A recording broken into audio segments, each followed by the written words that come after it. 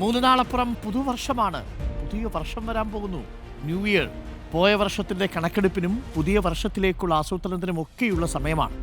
ജീവിതത്തിൽ കുറച്ചുകൂടി നേട്ടങ്ങൾ കൈവരിക്കാൻ സഹായമായ ചില കാര്യങ്ങൾ പറയാം. ഒന്നാമത്തത് 2025 പറ്റി അവലോകനം ചെയ്യുക എന്നുള്ളതാണ്.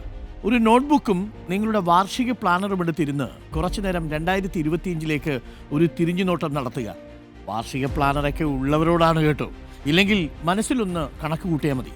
എന്തൊക്കെ അനുഭവങ്ങളാണ് ഈ വർഷം ഉണ്ടായത്? എങ്ങനെയാണ് നിങ്ങൾ വളർന്നത്? നിങ്ങൾ വളർന്നോ ശരിക്കും? അതോ തളരുകയായിരുന്നോ? എവിടെയൊക്കെ പരാജയമടഞ്ഞു? എന്തെല്ലാം പാഠങ്ങൾ ആ പരാജയങ്ങളിൽ നിന്ന് പഠിച്ചു? തുടങ്ങിയ ചോദ്യങ്ങൾക്ക് ഉത്തരം കണ്ടെത്തുക. ഇവയെല്ലാം ആ നോട്ട്ബുക്കിൽ ഒന്ന് കുറിച്ചു വയ്ക്കാൻ പറ്റുമെങ്കിൽ നന്നായിരിക്കും. പിന്നെ പുതുവർഷത്തിനായുള്ള ലക്ഷ്യങ്ങൾ തയ്യാറാക്കണം. നമ്മുടെ ജീവിതം മെച്ചപ്പെടാനായി നമുക്കാദ്യം ശരിയായ ഒരു ദിശ വേണം. വിജയനും ദാസനും സ്വപ്നം കാണുന്നത് പോലെ. അങ്ങനെ മാത്രം പോരാ, അതിന് യാഥാർത്ഥ്യബോധത്തോടു കൂടിയുള്ള ഒരു പ്ലാൻ ഉണ്ടാവണം. എങ്ങോട്ടാണ് വരും വർഷത്തിൽ നമ്മുടെ ജീവിതത്തെ കൊണ്ടുപോകേണ്ടതെന്ന് തീരുമാനിക്കാനായി 2026 നിങ്ങളുടെ ലക്ഷ്യങ്ങൾ കുറിച്ചു വയ്ക്കുക.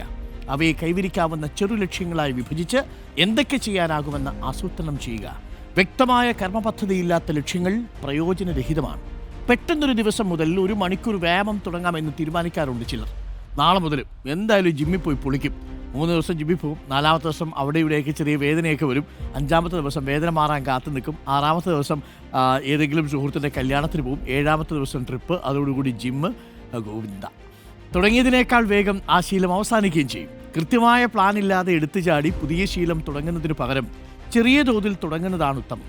ആദ്യം ശീലത്തിൽ ഉറച്ചു നിൽക്കുക, ക്രമേണ സമയം കൂടുതൽ നൽകുക. ഇനി ഏതെങ്കിലും ശീലമൊക്കെ മാറ്റണമെന്നാണെങ്കിൽ ആ ശീലത്തിലേക്ക് നയിക്കുന്ന കാര്യങ്ങൾ ഒഴിവാക്കുക. ഉദാഹരണത്തിന്, ദിവസവും ഉറങ്ങുന്നതിന് മുൻപ് മൊബൈൽ നോക്കുന്ന ശീലമുണ്ടെങ്കിൽ ബെഡിൽ കിടന്നയുടനെ മൊബൈൽ എടുത്ത് നോക്കാനാകും തോന്നുക. അതുകൊണ്ട് മൊബൈൽ അടുത്ത മുറിയിൽ വെച്ച ശേഷം ഉറങ്ങാൻ കിടക്കുക. അങ്ങനെയൊക്കെയുള്ള കുഞ്ഞു കുഞ്ഞു കാര്യങ്ങളിലൂടെ നമുക്ക് ലക്ഷ്യങ്ങളിലേക്ക് എത്താൻ സാധിക്കും. എന്തായാലും ഒരു കാര്യം നിങ്ങളുടെ ആസൂത്രണത്തിലുണ്ടാവണം.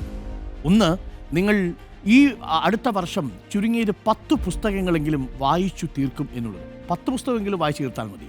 അതേപോലെ മൊബൈൽ ഫോണിൽ നിങ്ങൾ കൂടുതൽ സമയം അഡിക്റ്റ് ആവില്ല. കൂടുതൽ സമയം പ്രകൃതിയും ചുറ്റുപാടും കാണാൻ ചെലവഴിക്കും. ചില ഇടങ്ങളിലൊക്കെ നിങ്ങൾ പോകും, സഞ്ചാരം നടത്തും. അങ്ങനെയൊക്കെയുള്ള സ്വപ്നങ്ങളും പ്ലാനുകളും ഒക്കെ തയ്യാറാക്കുക. അപ്പോൾ എല്ലാ പ്രിയപ്പെട്ട പ്രേക്ഷകർക്കും അടുത്ത വർഷം സുന്ദരമാവട്ടെ എന്ന് ആശംസിച്ചുകൊണ്ട് നമ്മൾ തുടങ്ങുന്നു.